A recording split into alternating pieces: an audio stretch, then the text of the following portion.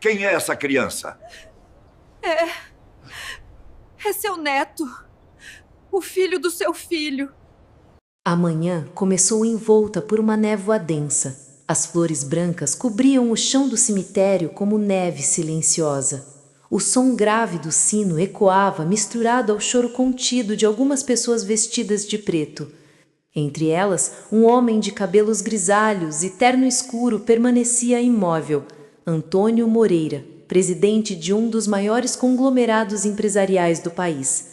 Seus olhos fixavam o caixão como se o tempo houvesse parado ali, naquele ponto exato entre a vida e o arrependimento. O corpo que descia lentamente à terra era o de seu filho único, Eduardo, um jovem de 30 anos que havia morrido em um acidente de carro, sozinho, em plena madrugada. As manchetes dos jornais ainda ecoavam na mente de todos. Filho de empresário morre em colisão após deixar festa luxuosa. Antônio apertou os punhos. A chuva fina começava a cair e as gotas se misturavam às lágrimas que ele tentava esconder. Por fora, parecia o homem de ferro que todos conheciam, o magnata implacável, o empresário que nunca se curvava. Mas por dentro, o pai desfeito lutava contra uma dor que o consumia em silêncio. Enquanto os convidados se dispersavam, ele permaneceu ali, sozinho, encarando a lápide recém-fechada. Perdoe-me, filho, se eu tivesse escutado você mais vezes, murmurou entre soluços quase inaudíveis. Foi então que algo, ou alguém, chamou sua atenção. A poucos metros dali, sobre a sombra de um velho carvalho, uma mulher simples segurava um menino pela mão. O garoto, de uns 7 anos, observava o funeral com um olhar curioso e triste ao mesmo tempo. A mulher, o rosto cansado, o vestido gasto, apertava o braço da criança como quem tenta protegê-la de um mundo hostil. Antônio nunca os tinha visto antes. Ainda assim, havia algo na cena que o fez estremecer. O menino fitava o caixão com uma intensidade incomum e o magnata sentiu o coração apertar, como se o tempo houvesse parado ali, naquele ponto exato entre a vida e o arrependimento. A mulher notou que ele os observava. Por um instante, os olhares se cruzaram. Havia ali uma mistura de respeito e medo. Ela baixou os olhos rapidamente, mas o menino permaneceu olhando para ele, firme, inocente, quase desafiador. Antônio respirou fundo e caminhou lentamente em direção aos dois. Vocês conheciam o meu filho? Perguntou com voz rouca. A mulher hesitou. O menino olhou para ela, esperando permissão para responder. Sim, senhor, disse a mulher por fim. Eduardo ajudou muito a nós. Ele era um bom homem. O empresário franziu o senho. Ajudou? Como assim? A mulher mordeu o lábio inferior. Ele costumava visitar o abrigo onde eu trabalho. Ajudava as crianças com livros, roupas e... Ela fez uma pausa, olhando para o filho. E com sonhos. O silêncio caiu entre eles. A chuva agora se tornava mais forte. O magnata fitou o garoto. Havia algo no sorriso tímido dele, algo familiar. Um lampejo de luz atravessou a mente de Antônio, mas ele não conseguiu defini-lo. Qual o seu nome, garoto? Miguel, senhor, respondeu com voz firme. E sua mãe é... Clara, completou a mulher, quase num sussurro. Antônio assentiu lentamente. Antônio nunca me falou sobre vocês? Clara abaixou a cabeça. Ele não gostava de falar sobre o que fazia fora do trabalho. Dizia que o senhor não entenderia. Aquela frase foi como uma lâmina no peito do homem. Ele desviou o olhar, sentindo o peso de algo que talvez nunca pudesse consertar. O vento soprou, balançando as flores sobre o túmulo. O garoto então deu um passo à frente e colocou sobre a lápide uma pequena flor amarela, simples, diferente das coroas luxuosas que a cercavam. Ele me prometeu que veria minha apresentação na escola, mas agora ele vai ver de outro jeito, né? Disse Miguel olhando para o céu. Antônio sentiu as pernas fraquejarem. Por um momento o mundo pareceu girar. Aquele menino falava do filho dele com uma ternura que ele próprio nunca tinha demonstrado. Quantas vezes eu julguei por ser sensível, e agora vejo que era isso que o tornava especial. Pensou. A mulher percebeu o olhar dele e com voz baixa acrescentou. Eduardo falava muito do senhor, sabia? Dizia que um dia o senhor entenderia o que é viver de verdade, não apenas trabalhar para esquecer a dor.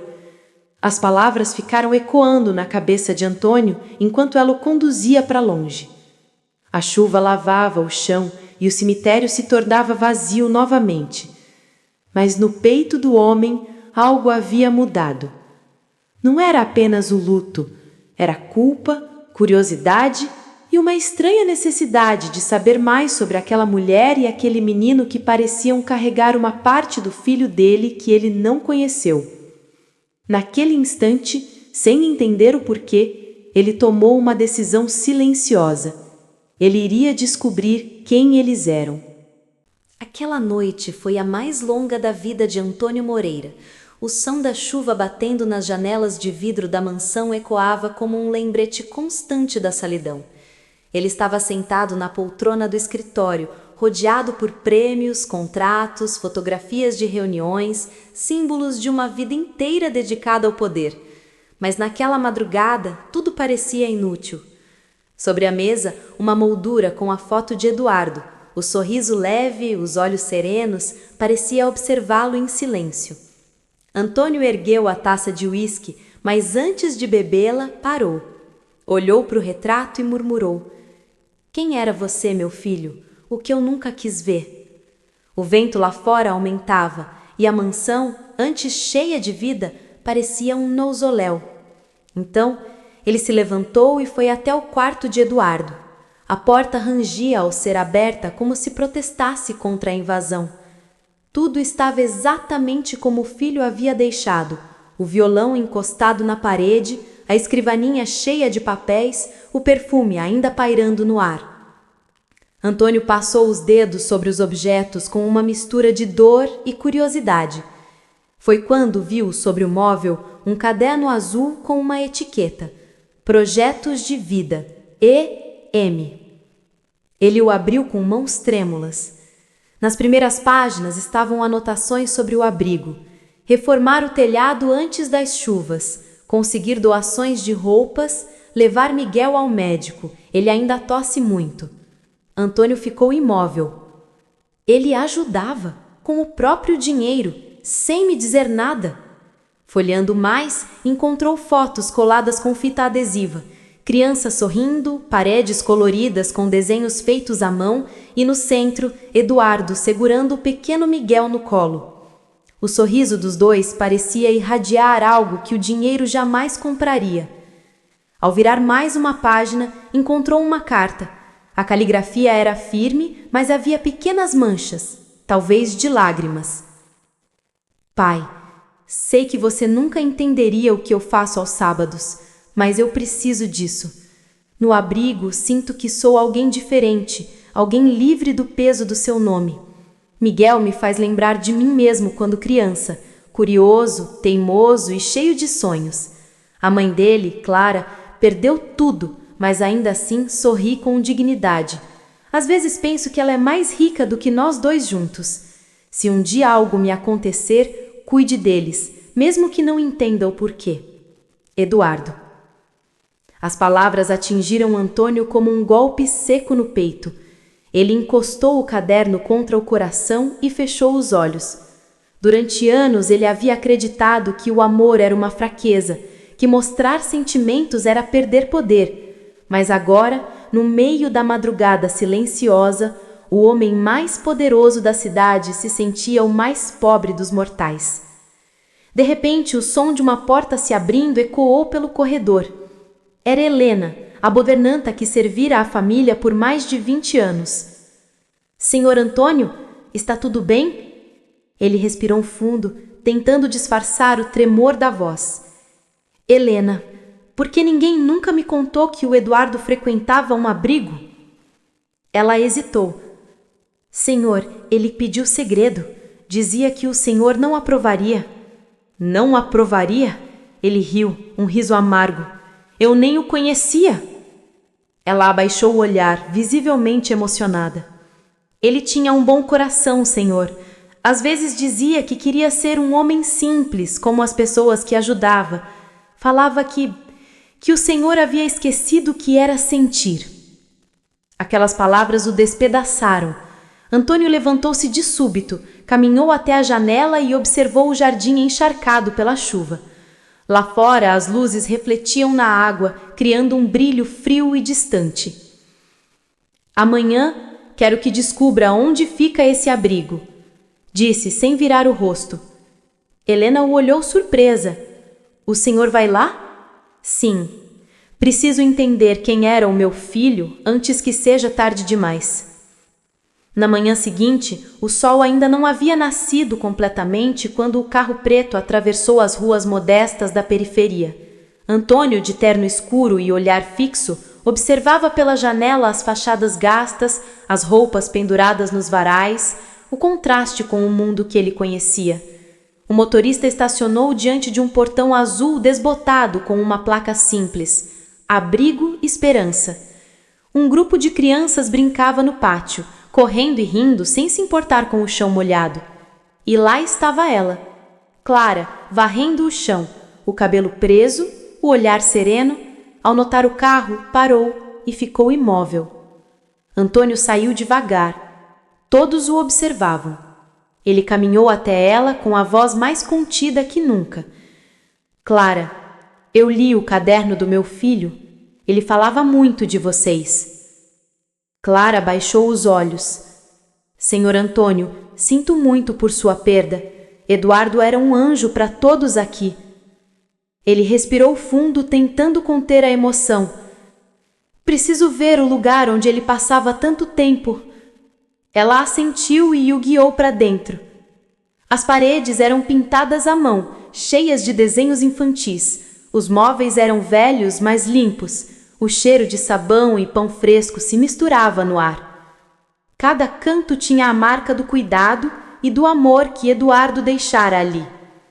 Clara parou diante de uma pequena biblioteca improvisada. Foi ele quem construiu essas prateleiras. Dizia que cada livro era uma janela para o futuro. Antônio passou os dedos sobre os livros, lutando contra o nó na garganta. Em um canto, o pequeno Miguel desenhava com um lápis gasto. Ao ver o empresário, ele sorriu e disse: O tio Duda sempre sentava aqui comigo. Dizia que quando eu crescesse, eu seria alguém importante. Antônio se agachou ao lado do menino. Ele dizia isso? Sim, e que um dia o pai dele também viria, que vocês fariam as pazes. O magnata ficou mudo. O garoto não sabia, mas essas palavras eram a última vontade de um filho que buscava amor e perdão. Antônio olhou para Clara. Ela o observava com olhos mareados. Havia entre eles um silêncio, pesado, cheio de significados não ditos. E naquele instante, o homem mais poderoso da cidade compreendeu uma verdade simples e devastadora. O seu filho havia encontrado família em outro lugar, no amor que ele próprio nunca soube dar. O sol já estava alto quando Antônio Moreira deixou o abrigo, mas a luz lhe parecia cinza, frio, sem vida. O caminho de volta à mansão foi silencioso. O motor do carro rugia baixo e o magnata olhava fixamente pela janela, como se procurasse respostas entre as ruas cheias de gente simples. As palavras do menino Miguel ecoavam sem cessar na mente dele. Um dia o pai dele viria também, que vocês fariam as pazes. Aquela frase o perseguia, como um presságio. Eduardo nunca falava sobre reconciliação, a não ser que houvesse algo que o próprio Antônio ainda não sabia. Quando chegou em casa, foi direto ao escritório. No silêncio pesado, abriu novamente o caderno azul. Entre as páginas, uma folha solta caiu no chão. Ele se abaixou para pegá-la. Era uma foto antiga, meio desbotada. Na imagem, Eduardo sorria ao lado de Clara e Miguel, em frente ao abrigo. Mas havia algo estranho. O menino usava um medalhão no pescoço, um pequeno pingente de prata com as iniciais E.M. gravadas. Antônio ficou imóvel. E.M. Eduardo Moreira. O coração dele acelerou. Não pode ser, murmurou enquanto as mãos tremiam. De repente, lembrou-se de algo. Havia outro medalhão igual, um que ele havia mandado fazer quando Eduardo nasceu. Talvez seja coincidência, pensou, mas o instinto lhe dizia o contrário. Sem pensar duas vezes, pegou o telefone. Helena, chame o advogado da família e quero o detetive particular que trabalhou comigo em 2018. Agora. Algumas horas depois, Duarte, um homem grisalho e discreto, estava diante dele. Senhor Moreira, o que deseja que eu investigue? Antônio respirou fundo e respondeu. Quero saber tudo sobre uma mulher chamada Clara Alves. Trabalha em um abrigo chamado Esperança, nos arredores da cidade. E sobre o menino, Miguel. Preciso saber de onde eles vieram. O detetive assentiu sem fazer perguntas, mas nos olhos de Antônio havia algo que o profissional não estava acostumado a ver.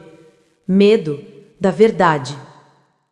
Naquela noite, a casa estava silenciosa. Antônio tentou dormir, mas cada vez que fechava os olhos via o sorriso do menino, a forma como ele pronunciava o nome Tio Duda. E aquela semelhança, o jeito de olhar, o modo de levantar a sobrancelha, a expressão curiosa, era idêntico a Eduardo quando criança. Será possível? A dúvida começou a corroer o empresário, e ao mesmo tempo uma culpa antiga voltava a queimar. Ele se lembrou da discussão que tivera com o filho 2 anos atrás. Pai, o dinheiro não compra tudo. Compra o suficiente para não precisar de ninguém, Eduardo. Mas e o amor, pai? E o tempo? Você nunca teve tempo para mim. Tempo é luxo para quem não tem responsabilidades. Naquela noite, Eduardo saiu de casa e nunca mais voltou a morar com ele. E agora, ao revisitar cada palavra, Antônio compreendia. O filho não queria fugir da riqueza, queria escapar da solidão dourada em que o pai o havia aprisionado. 2 dias passaram. O detetive Duarte retornou trazendo uma pasta grossa com documentos. O ar no escritório estava denso e o som do relógio de parede parecia marcar cada segundo com crueldade. Senhor Moreira, tenho as informações que pediu. Fale. Duarte abriu a pasta e começou. Clara Alves, 36 anos. Trabalhou por um tempo como enfermeira auxiliar em uma clínica particular. Há cerca de 8 anos, deixou o emprego por motivos pessoais e se mudou para o bairro São Miguel, onde fundou o abrigo com a ajuda de doações anônimas. Anônimas? Interrompeu Antônio. Sim, descobrimos que a maior parte dessas doações vinha de contas ligadas ao seu filho, Eduardo Moreira. Antônio fechou os olhos, dolorido. Continue. O detetive respirou fundo e continuou. O menino, Miguel Alves, nasceu há 7 anos. A certidão de nascimento não informa o nome do pai, mas... Ele hesitou, folheando um documento. Nós encontramos registros médicos do parto. O hospital era o mesmo onde o senhor Eduardo costumava visitar um amigo pediatra e... Ele levantou o olhar tenso. O tipo sanguíneo de Miguel é o mesmo que o de seu filho. Uma coincidência rara. O silêncio que se seguiu foi sufocante. Antônio sentiu o chão sumir sobre os pés. As mãos apertavam os braços da cadeira, o peito arfava. Está dizendo que aquele menino é meu neto. Duarte manteve o olhar firme. Tudo indica que sim, senhor. E mais, há uma carta guardada entre os documentos do abrigo, assinada por Eduardo. Deixe uma cópia. O detetive estendeu o envelope. Antônio pegou-o, mas hesitou em abrir. As bordas do papel estavam gastas, como se tivessem sido lidas muitas vezes. Com o coração disparado, ele desdobrou lentamente o papel. Clara, se um dia eu não estiver mais aqui, Cuide para que Miguel saiba que foi amado. Não importa o que o meu pai pense, um dia ele entenderá que amar não é fraqueza. Prometo que de onde eu estiver, vou protegê-los. Eduardo. As letras tremidas revelavam a emoção com que haviam sido escritas. Antônio deixou o papel cair na mesa. As lágrimas vieram silenciosas, pesadas, sem resistência. O homem que sempre se orgulhava de controlar tudo, agora percebia que havia perdido o que realmente importava e só restavam sombras e lembranças. No dia seguinte, ele voltou ao abrigo. Clara o recebeu na porta, surpresa com a presença inesperada. Antônio olhou para ela com olhos cansados e sinceros. Eu sei de tudo. Sobre você, sobre Miguel e sobre o meu filho. Clara baixou o olhar sem saber o que dizer. Ele me pediu para guardar segredo, disse que o senhor não aceitaria. Ele tinha razão. Mas agora, o erro é meu, não dele. O menino apareceu, correndo com um desenho nas mãos. Olha, mamãe, eu desenhei o tio Duda. Antônio se ajoelhou com lágrimas nos olhos.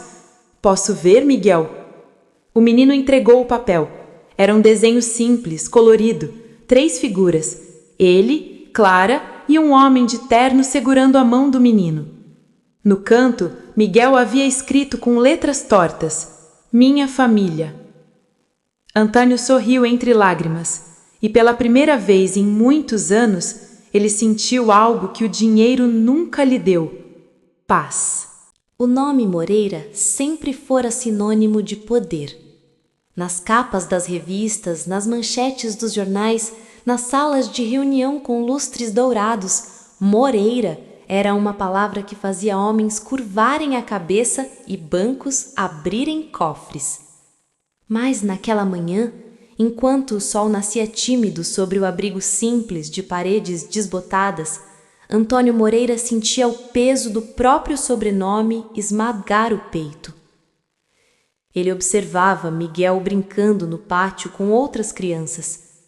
A gargalhada inocente do menino o fazia lembrar dos poucos momentos em que o filho, Eduardo, ainda ria assim, antes de o mundo o engolir. Clara se aproximou, carregando uma bandeja de pão e café. Ele gosta de desenhar ao sol, disse com um sorriso. Diz que o sol o ajuda a pensar. Antônio respondeu apenas com um leve aceno, o olhar ainda fixo no garoto. Após alguns segundos de silêncio, ele murmurou: Ele é mesmo meu neto, não é? Clara respirou fundo, hesitando. Sim, Eduardo tinha medo de contar. Dizia que o senhor não aceitaria o filho dele com uma mulher como eu. Uma mulher como você? Antônio ergueu o olhar, ferido. Uma mulher simples, viúva, sem diploma, sem sobrenome. O silêncio entre eles era denso, quase palpável. Antônio apoiou as mãos nas pernas e levantou-se, andando alguns passos em volta. O idiota aqui fui eu, murmurou. Eduardo temia o meu orgulho e tinha razão. Clara o observava com atenção. Ele o amava, senhor Moreira. Sempre esperava que o senhor o procurasse. Às vezes, quando Miguel dormia, ele dizia: Um dia meu pai vai entender e vai se orgulhar de nós. Antônio desviou o olhar para o horizonte. As lágrimas vinham, silenciosas, sem aviso. Mas quando eu quis entender, já era tarde demais. Naquela mesma tarde, o carro preto do magnata parou diante do portão do abrigo. Do outro lado da rua, jornalistas e curiosos já esperavam. A notícia havia vazado. Empresário bilionário visita abrigo onde suposta nora e neto vivem. Câmeras, microfones, flashes. As perguntas vinham como tiros. Senhor Moreira, é verdade que o menino é seu neto? Vai reconhecer oficialmente a criança? O senhor pretende sustentar a família? Antônio ficou imóvel, o rosto impassível, o olhar fixo no chão. Mas quando ergueu os olhos, havia neles uma firmeza nova. Não é uma questão de dinheiro, disse com voz grave. É uma questão de sangue e de coração. A multidão silenciou. Clara, que assistia de longe, levou a mão à boca. Miguel, ao seu lado, apertou-lhe os dedos. Antônio continuou. Eduardo Moreira foi mais homem do que eu jamais serei. Ele viu o que eu não quis ver, e agora é meu dever continuar o que ele começou. Ele virou as costas para as câmeras e entrou no abrigo, deixando os repórteres atônitos. Dentro, Clara o esperava, visivelmente nervosa. O senhor não precisava se expor assim. Precisava sim, respondeu ele com calma. Passei a vida escondido atrás do poder. Chegou a hora de usá-lo por algo que vale a pena. Ele olhou ao redor, as paredes rachadas, o teto improvisado, as crianças descalças. Isso aqui vai mudar. Vou reformar tudo, trazer material, comida, livros. Quero que o abrigo tenha o nome dele, Instituto Eduardo Moreira. Clara ficou em silêncio, as lágrimas rolando. Eduardo ficaria feliz. Antônio olhou para ela e respondeu com ternura.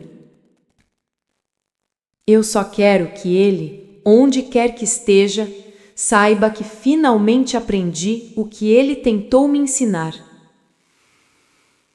Mas o mundo dos ricos não perdoa facilmente. Dias depois, as manchetes mudaram de tom. Moreira enlouquece após morte do filho. Presidente doa fortuna para orfanato. Família contesta a decisão e teme ruína do império. Os diretores da empresa começaram a se afastar. Os acionistas pressionavam. Antônio passou a ser visto como um homem em declínio, movido por culpa, enfraquecido pela dor. Uma noite, Helena, a gouvernanta, o encontrou no jardim, sentado sob a chuva leve. O senhor devia descansar, patrão. Ele sorriu cansado. Descansar? Passei 50 anos acumulando riquezas. Só agora começo a viver. Ela se aproximou e pousou uma manta sobre os ombros dele. E o senhor está pronto para enfrentar o que vem agora? Antônio olhou para o céu, onde o trovão rugia ao longe. Pela primeira vez estou pronto para perder tudo, menos a chance de ser um bom avô. Na manhã seguinte, ele voltou ao abrigo com caixas de brinquedos e livros novos. As crianças o cercaram, curiosas. Miguel correu em sua direção e pulou nos seus braços, rindo. Vovô Antônio, você veio mesmo! O homem congelou. Era a primeira vez que alguém o chamava assim. Ele fechou os olhos, segurando o menino com força, e respondeu com a voz embargada. Sim, meu pequeno, e nunca mais vou embora. Do lado, Clara observava a cena com lágrimas nos olhos. E por um breve instante, o abrigo inteiro pareceu mais iluminado, como se o próprio Eduardo sorrisse, invisível, ali, entre eles. Os dias seguintes transformaram a vida de Antônio Moreira em um campo de batalha silencioso. Enquanto ele reconstruía o Abrigo Esperança, agora com o nome Instituto Eduardo Moreira, o império que levara 50 anos para erguer começava a ruir sob seus pés. As manchetes, que antes o chamavam de o titã das finanças, agora o ridicularizavam como o velho sentimental que perdeu o juízo. Dentro das salas frias da sede do conglomerado Moreira, o conselho de administração tramava nas sombras. Na ponta da mesa, Rogério Bastos, seu vice-presidente e antigo braço direito, exibia um sorriso cínico. Senhores, com todo respeito, nosso presidente está desequilibrado. A dor o tornou vulnerável e suas decisões filantrópicas ameaçam o patrimônio de todos nós. Os olhares cúmplices se cruzaram. Está sugerindo destituí-lo? Perguntou um dos conselheiros. Rogério se recostou na cadeira, entrelaçando as mãos. Não estou sugerindo. Estou afirmando que é necessário, antes que ele doe o resto da empresa para um orfanato. Risos abafados preencheram a sala. O Império Moreira tinha cheiro de sangue e os abutres já estavam em voo. Enquanto isso, a quilômetros dali, no abrigo recém-pintado de branco e azul, Miguel mostrava orgulhoso a nova biblioteca ao vovô Antônio. Olha, agora temos livros de aventuras e tem um com o nome do papai. Antônio sorriu, emocionado. Ele adorava ler e agora você vai continuar o que ele começou. Clara observava a cena de longe. Ver aquele homem poderoso se curvar para ajudar uma criança a arrumar livros era algo quase surreal. Mas o que ela não sabia é que por trás do sorriso havia um peso enorme. Cartas de advogados, convocações para reuniões, notificações judiciais, o preço da redenção. Numa noite chuvosa, Helena entrou apressada no escritório da mansão. Senhor Antônio, desculpe interromper, mas recebi uma ligação. Eles estão preparando uma votação de emergência no conselho. Querem tirá-lo da presidência. Antônio ficou em silêncio por alguns segundos, olhando para a janela onde a chuva riscava o vidro. Sabia que esse dia chegaria. E o senhor vai permitir? Perguntou Helena. Ele respirou fundo. Se perder o trono é o preço para ganhar uma família, então que o levem. Mas no fundo, ele sabia que não seria tão simples. O Império Moreira não perdoava fraquezas, e Clara, Miguel, todos poderiam ser arrastados para o turbilhão. 2 dias depois, na luxuosa sede envidraçada da corporação, uma multidão de jornalistas se aglomerava diante do prédio. Dentro, no salão principal, o conselho aguardava. Rogério, de terno impecável e sorriso de predador, caminhava lentamente até o centro da mesa. Senhoras e senhores, estamos aqui para decidir o futuro da Moreira Holdings. Ele fez uma pausa dramática. Nos últimos meses, a instabilidade emocional do presidente tem comprometido nossas operações. Projetos foram interrompidos, investimentos cancelados.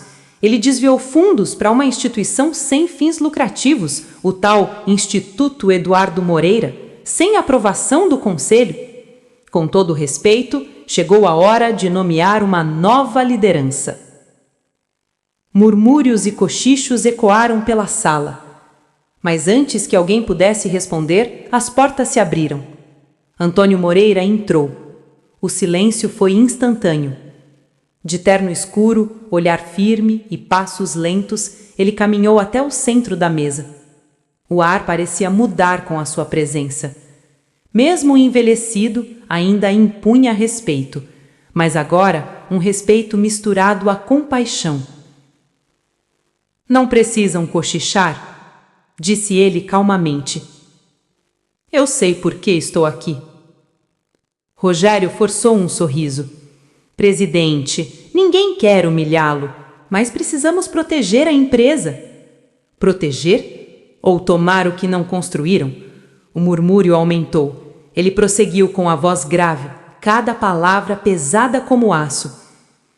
Passei a vida achando que poder era sinônimo de grandeza, mas meu filho me ensinou que grandeza é servir, e se ajudar crianças órfãs é sinal de insanidade, então talvez o louco aqui seja o único lúcido. A sala ficou muda. Rogério tentava disfarçar a raiva. Isso é um discurso bonito, mas as ações falam mais alto. O senhor desrespeitou o estatuto e você desrespeitou meu filho. cortou Antônio, firme. Todos prenderam a respiração. Ele colocou sobre a mesa uma pasta.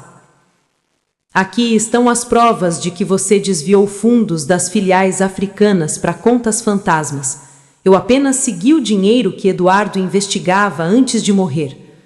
O rosto de Rogério palideceu. Mentira! Não, é justiça. Ele se virou para os demais.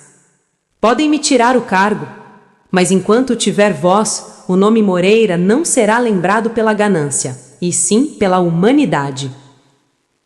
Por um instante, ninguém soube o que dizer. Os conselheiros, envergonhados, abaixaram os olhos. Horas depois, Antônio deixou o prédio em silêncio.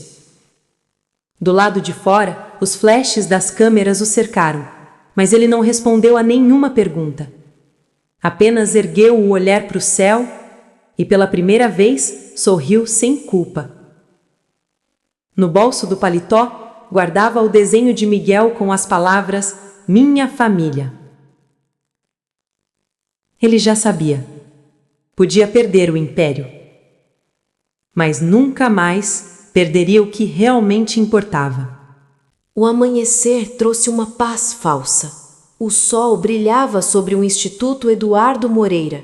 As crianças brincavam no pátio e o riso de Miguel enchia o ar como uma melodia inocente. Mas, a quilômetros dali, nas redações dos jornais e nas telas de televisão, algo sombrio se preparava para explodir. Às 9 da manhã, as manchetes começaram a se espalhar como fogo. Escândalo Moreira. Mulher e criança manipulam um empresário idoso para se apropriar de fortuna. Filantropia ou fraude? Investigação aponta desvio de milhões para abrigo ligado à ex-enfermeira. Fotos de Clara abraçando Miguel e imagens de Antônio sorrindo no abrigo apareciam em todos os canais, cortadas, distorcidas, sem contexto, transformadas em munição. Dentro da mansão, Helena correu até o escritório com o jornal nas mãos. Senhor Antônio, o senhor precisa ver isto. Ele ergueu os olhos cansados. Quando leu a manchete, o rosto endureceu. Eles fizeram o que eu temia.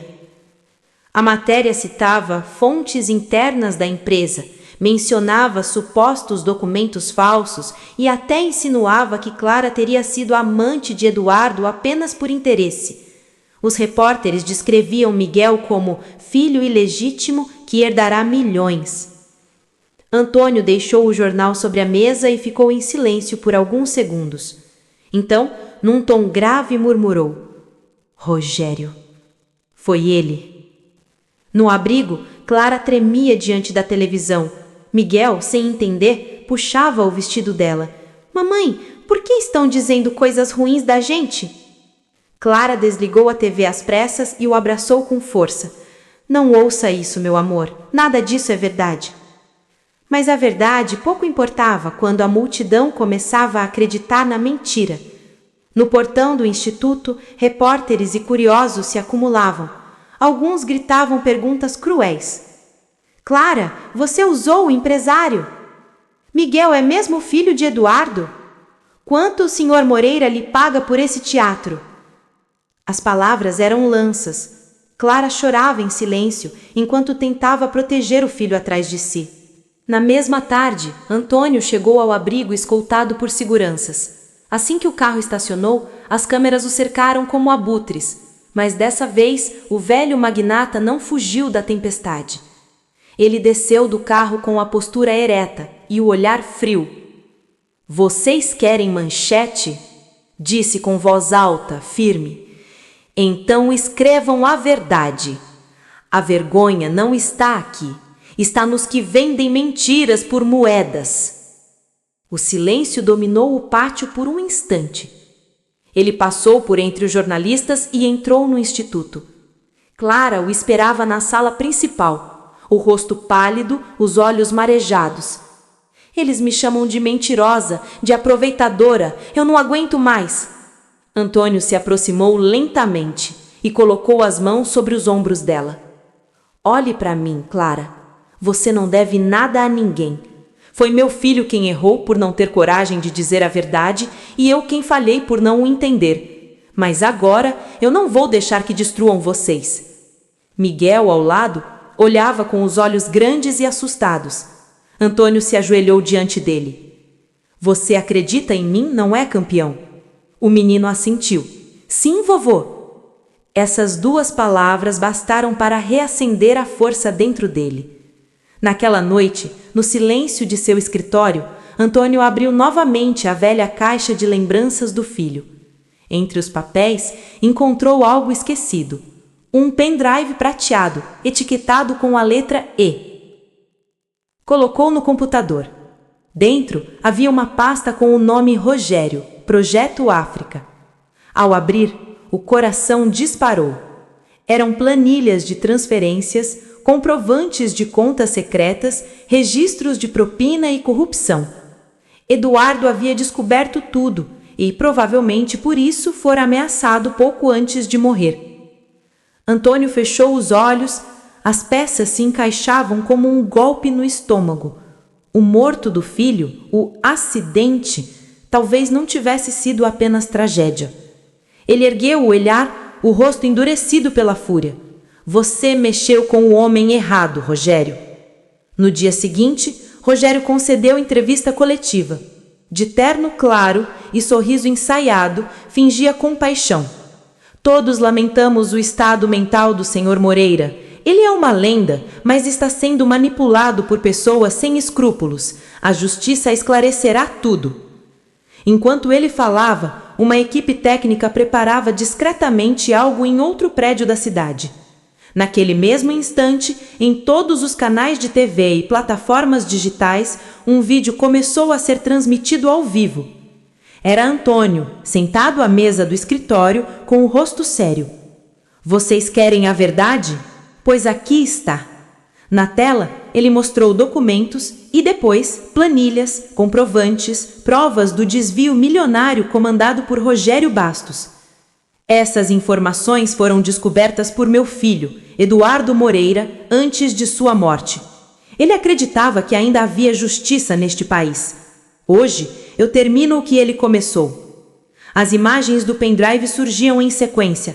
Assinaturas, transferências, contratos falsos.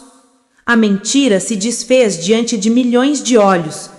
Rogério, ao vivo em outro canal, ficou imóvel. O sorriso desapareceu. O telefone começou a vibrar sem parar. Antônio concluiu o vídeo com a voz embargada. Se tentarem manchar o nome da mulher e do menino que ele amava, lembrem-se que Eduardo morreu como um homem de honra, e eu morrerei defendendo o que restou da dignidade dele. O vídeo viralizou em minutos. As redes explodiram. Justiça por Eduardo e Clara é inocente tornaram-se tendência. Horas depois, Rogério foi preso, acusado de corrupção e tentativa de difamação. E, finalmente, o silêncio retornou à vida de Antônio. No abrigo, Clara o esperava. Quando ele entrou, ela apenas disse com um sorriso tímido: "O senhor não precisava ter feito tudo isso." Ele respondeu olhando para Miguel: "Precisava sim, por ele, por você, por mim." O menino correu e o abraçou pelas pernas. Antônio o ergueu no colo.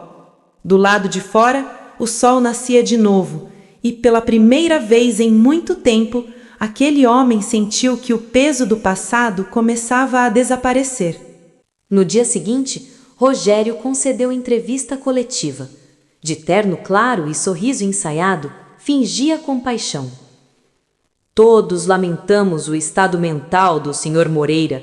Ele é uma lenda, mas está sendo manipulado por pessoas sem escrúpulos. A justiça esclarecerá tudo.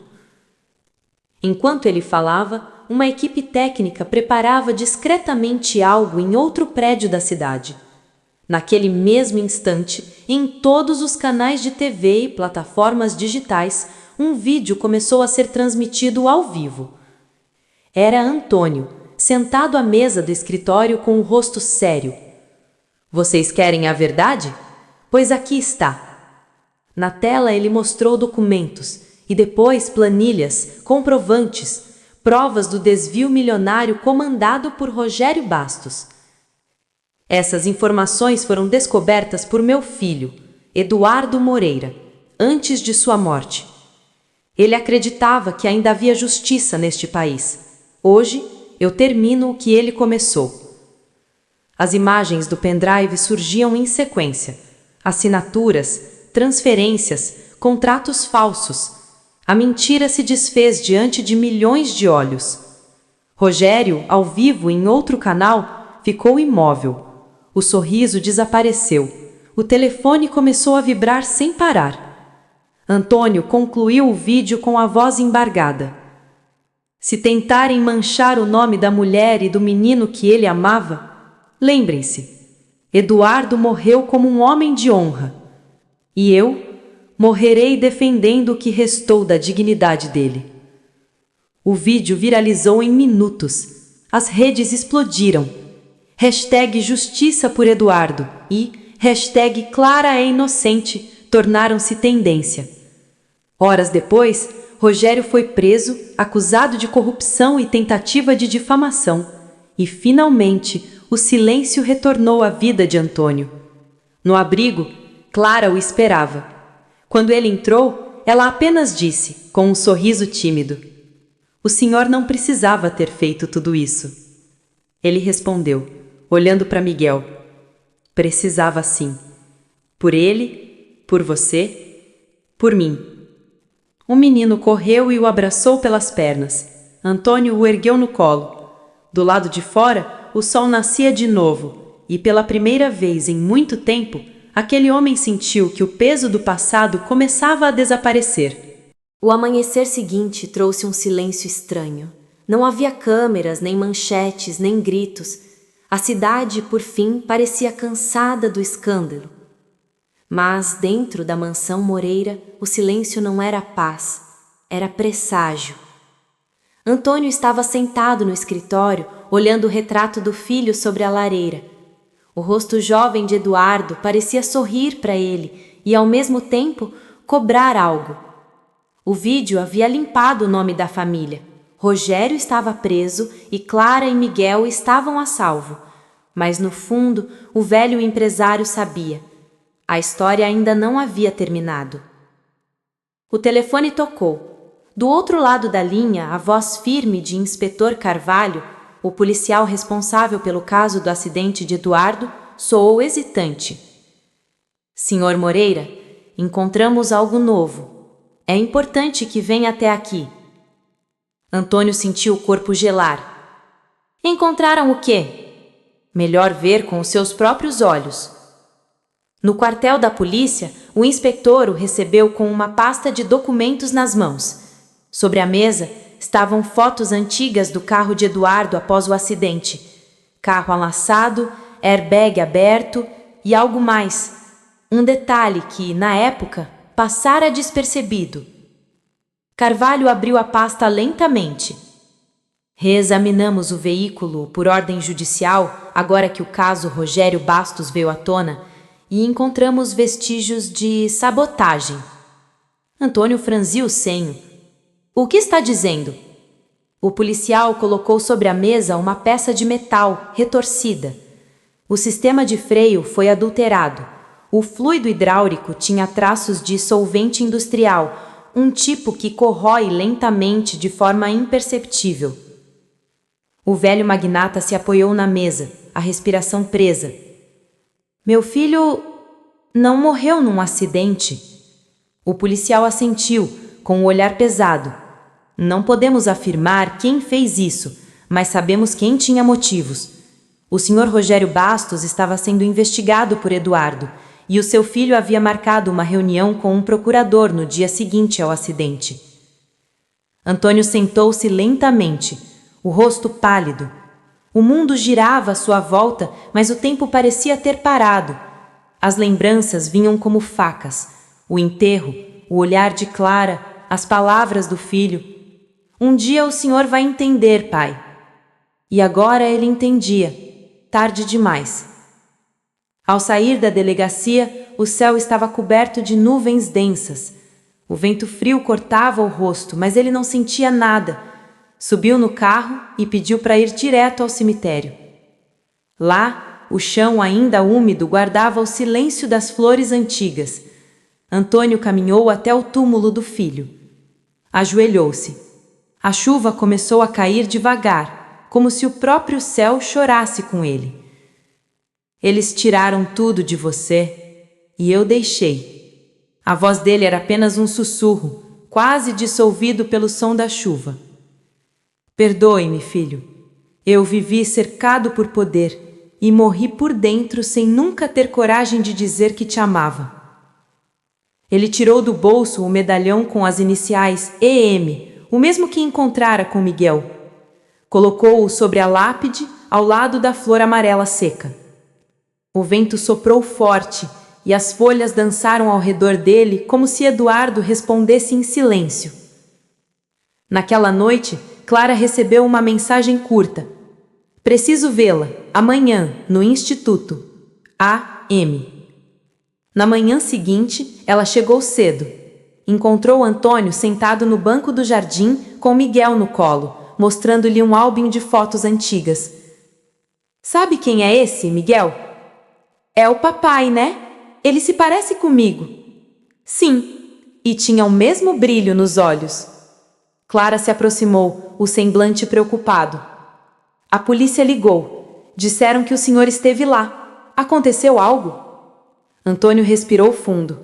Olhou para ela com uma mistura de dor e serenidade. Eles descobriram a verdade, Clara. O acidente foi provocado. Os olhos dela se arregalaram e uma mão subiu ao peito. Meu Deus! Foi Rogério, ou alguém amando dele.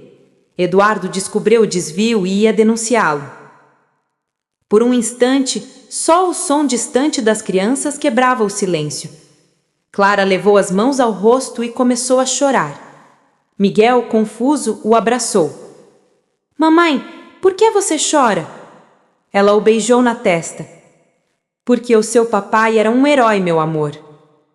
Antônio se levantou devagar. Os olhos estavam marejados, mas havia algo novo neles, firmeza. Ele não morreu em vão. Vou garantir que todos saibam quem ele foi. Dias depois, uma cerimônia simples foi realizada no Instituto. No auditório recém-reformado, dezenas de crianças, professores e voluntários se reuniram. No palco, uma placa dourada brilhava sobre a luz. Centro de Educação e Esperança, em memória de Eduardo Moreira. A verdadeira riqueza está no amor que deixamos nos outros. Clara leu o texto em voz alta, com a voz embargada. As pessoas aplaudiram. Miguel subiu no palco e entregou ao avô um desenho, 3 figuras de mãos dadas, ele, Clara e Eduardo, sobre um céu cheio de estrelas. Antônio segurou contra o peito. Depois, olhou para o público e disse com a voz firme: Meu filho acreditava em um mundo mais justo. Eu passei metade da vida tentando dominar o mundo e só aprendi o valor da vida quando o perdi. Mas o legado dele não acaba aqui. Enquanto existirem crianças nesse lugar, Eduardo estará vivo. Os aplausos encheram o salão. Do lado de fora, o vento leve balançava as cortinas, e por um breve instante, Antônio sentiu como se Eduardo estivesse ali, sorrindo, finalmente em paz. O tempo passou. As folhas do outono começaram a cobrir os jardins do instituto, e as risadas das crianças ecoavam entre as paredes brancas que agora brilhavam sob o sol da manhã. O nome Eduardo Moreira reluzia em letras douradas na entrada principal, como uma promessa de esperança. Antônio passava ali quase todos os dias. Não era mais o homem de terno e gravata, com olhar duro e passos pesados. Agora vestia roupa simples, sentava-se entre as crianças, ajudava na cozinha e, às vezes, lia histórias para Miguel e os outros meninos antes de dormir. O magnata havia desaparecido. O que restava era apenas um pai, um avô, um homem em paz. Numa tarde serena, Clara o encontrou sentado no pátio, olhando as crianças jogarem bola. O vento soprava leve e o rosto dele parecia tranquilo. O senhor tem estado diferente, senhor Moreira.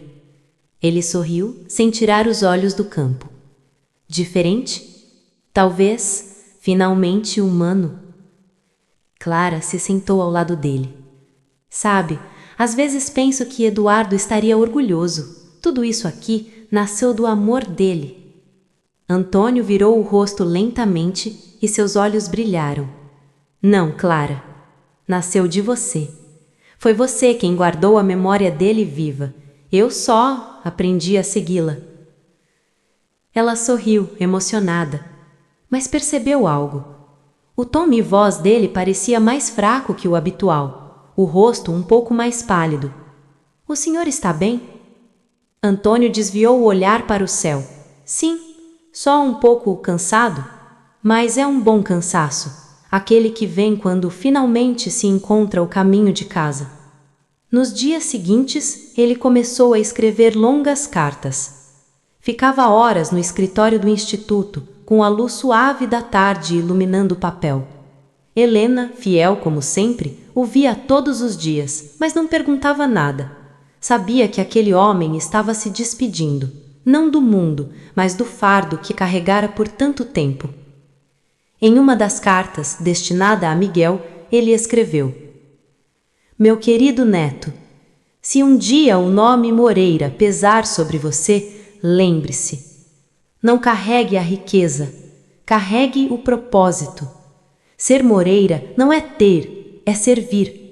E se algum dia duvidarem de quem você é, mostre o que o seu pai te deixou, não o dinheiro, mas o coração.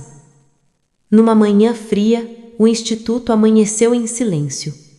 Helena encontrou Antônio em seu quarto, ainda sentado na poltrona, com um livro nas mãos. O rosto calmo, o sorriso leve, os olhos cerrados, como alguém que adormeceu no meio de um sonho bonito.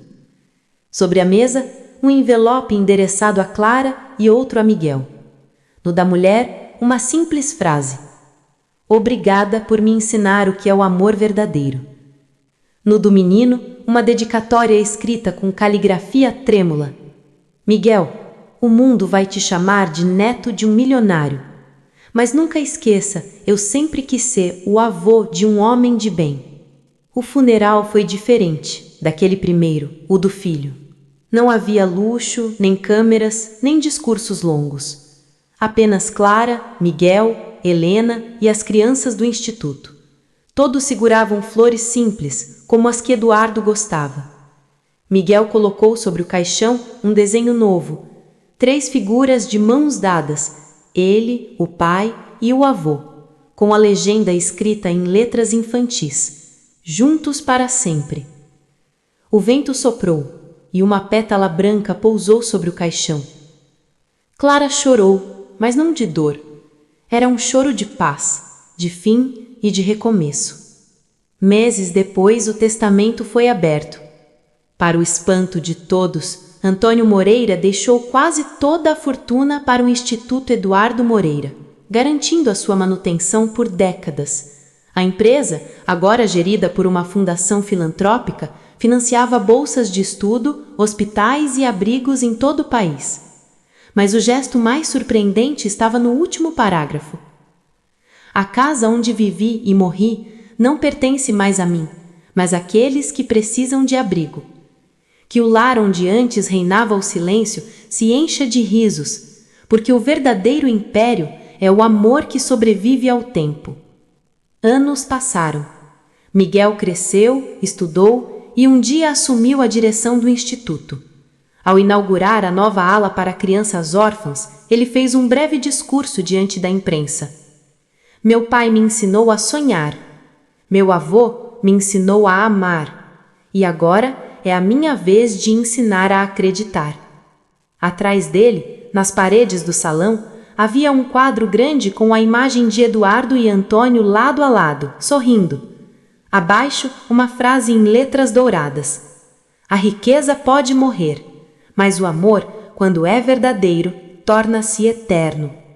Aplausos encheram o lugar. O som das crianças ecoou pelo pátio misturado ao canto dos pássaros, e por um instante Miguel jurou ouvir, vindo de algum lugar além da memória, duas vozes familiares sussurrando juntas. Estamos orgulhosos de você, meu filho.